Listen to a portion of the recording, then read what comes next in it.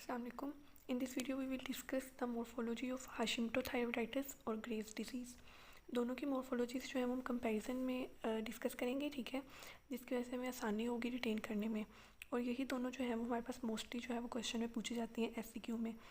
सबसे पहले ग्रोथ की बात करें तो ग्रोथ में जो है वो हमारे पास दोनों में हाशिमोटो थायराइडाइटिस में भी और ग्रेव्स डिसीज़ में भी थायराइड ग्लैंड जो है वो इनलार्ज होगा, ठीक है, और हमारे पास सिमेट्रिकली इनलार्ज होगा। ओके, सिमेट्रिकली इनलार्जमेंट होगी थायराइड ग्लैंड की, ठीक है, दोनों में। हालांकि ये हमारे पास हाइपोथायरॉयडिज्म की वजह से होता है और ये हाइपरथायरॉयडिज्म की वजह से होता है, लेकिन दोनों में थायराइड ग्लैंड जो है वो इनलार्ज हो रहा है। इसकी बहुत ज़्यादा पैथोजेनेसिस है, उसमें जाने की हमें ज़रूरत नहीं है।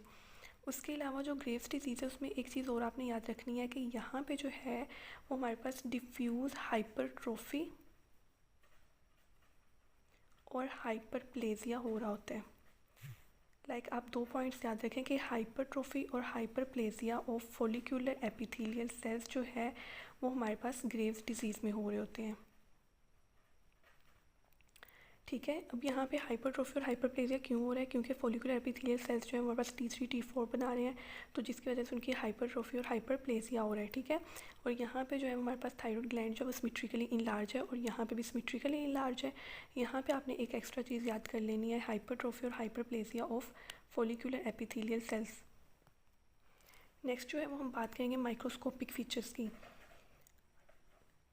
माइक्रोस्कोपिक में जो दोनों में कॉमन चीज़ें पहले हम वो देख लेते हैं। दोनों में जो है वो हमारे पास इन्फ्लेमेटरी इन्फिल्ट्रेट बनेगा, ठीक है। दोनों में जो है वो इन्फ्लेमेटरी सेल्स प्रेजेंट होंगे, इन्फ्लेमेटरी इन्फिल्ट्रेट, ठीक है, जिसमें हमारे पास सेल्स कौन से होंगे? लिम्फोसाइट्स होंगे, प्लाज्मा सेल्स होंगे, ठीक है, और साथ में जो है वो हमारे पास जर्मिनल सेंटर बनेगा। ये अब जो है ये ग्रेव्स डिसीज़ में भी बनेगा और हमारे पास दोनों में हाशिमोटो थायराइडाइटिस में भी और ग्रेव्स डिजीज़ में भी दोनों में जो है वो इन्फ्लेमेटरी इन्फिल्ट्रेट, जिसमें लिम्फोसाइट्स, प्लाज्मा सेल्स और जर्मिनल सेंटर होगा, और इसमें भी हमारे पास इन्फ्लेमेटरी इन्फिल्ट्रेट। नेक्स्ट जो हमारे पास कैरेक्टरिस्टिक फाइंडिंग है हाशिमोटो थायराइडाइटिस में वो है हमारे पास हर्टल सेल्स, हर्टल सेल्स, ठीक है। अब ये बहुत इंपॉर्टेंट एमसीक्यू भी है और ये एससीक्यू में भी अगर उन्होंने डायग्नोस्टिक फीचर देना हो तो वो हर्टल सेल्स का ही देते हैं। हर्टल सेल्स जो है वो एक्चुअली हमारे पास क्या होते हैं कि इनमें माइटोकॉन्ड्रिया जो है ना वो बहुत बहुत ज़्यादा होता है, न्यूमरस माइटोकॉन्ड्रिया होते हैं, ठीक है। उसके अलावा क्या होता है कि इसमें अबंडेंट जो है वो इयोसिनोफिलिक ग्रैनुलर साइटोप्लाज्म होता है, ठीक है, अबंडेंट इयोसिनोफिलिक ग्रैनुलर साइटोप्लाज्म, ठीक है। अब हर्टल सेल्स का आपने याद रख लिया, उसमें आपने देखना है कि माइटोकॉन्ड्रिया प्रेजेंट होते हैं बहुत ज़्यादा और दूसरा अबंडेंट इयोसिनोफिलिक ग्रैनुलर साइटोप्लाज्म प्रेजेंट होता है, ठीक है। उसके अलावा जो है ना अगर पहली चीज़ हमने ये पढ़ी इन्फ्लेमेटरी इन्फिल्ट्रेट की, दूसरी हमने हर्टल सेल्स पढ़ा और तीसरी जो है ना इसमें इंपॉर्टेंट चीज़, अब आप देखेंगे ये थायराइडाइटिस है, ठीक है, हाशिमोटो थायराइडाइटिस, तो नाम से ही जाहिर हो रहा है कि यहाँ पे क्या हो रहा है कि इन्फ्लेमेशन हो रही है थायराइड की, ठीक है। तो जहाँ पे भी इन्फ्लेमेशन हो उसका एंड रिजल्ट जो है वो फाइब्रोसिस होता है। तो अब हमारे पास जो तीसरा पॉइंट इसके माइक्रोस्कोपिक फीचर्स में नज़र आएगा वो हमें फाइब्रोसिस नज़र आएगी, ठीक है।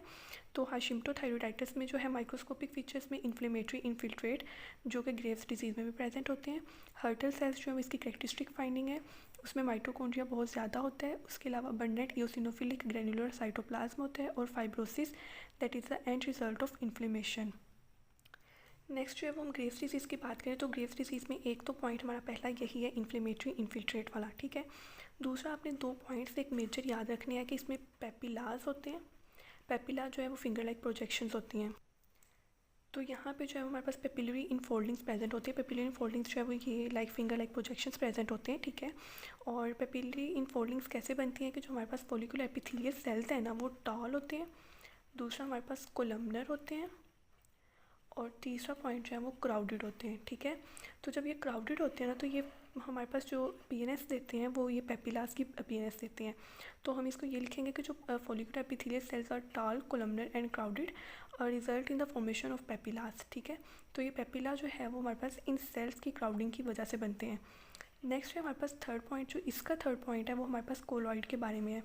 इसका कोलॉइड जो है वो हमारे पास पेल होते हैं, ठीक है, और इसकी जो अपीयरेंस होती है वो स्कैलप्ड अपीयरेंस होती है कोलॉइड की, scalloped appearance. So that's all about Hashimoto thyroiditis और ग्रेव्स डिजीज़ की लाइक जो हमने पढ़ी है मोर्फोलॉजी के ग्रोथ दोनों की सेम है। थायरॉइड ग्लैंड इनलार्ज होगा सिमेट्रिकली दोनों में। इसमें जो है वो हमारे पास हाइपरट्रोफी और हाइपरप्लेजिया होगा फॉलिकुलर एपिथेलियल सेल्स का, ठीक है। माइक्रोस्कोपिक में दोनों में सेम जो चीज़ है वो इन्फ्लेमेटरी इन्फिल्ट्रेट्स हैं। यहाँ पे characteristic finding is Hurthle cells जो है वो एपिथेलियल सेल्स ही होते हैं, फॉलिकुलर एपिथेलियल सेल्स, लेकिन उनमें जो डिस्टिंग्विशिंग पॉइंट होता है वो ये होता है कि अबंडेंट इओसिनोफिलिक ग्रैनुलर साइटोप्लाज्म होता है और माइटोकॉन्ड्रिया जो है वो अबंडेंट होते हैं।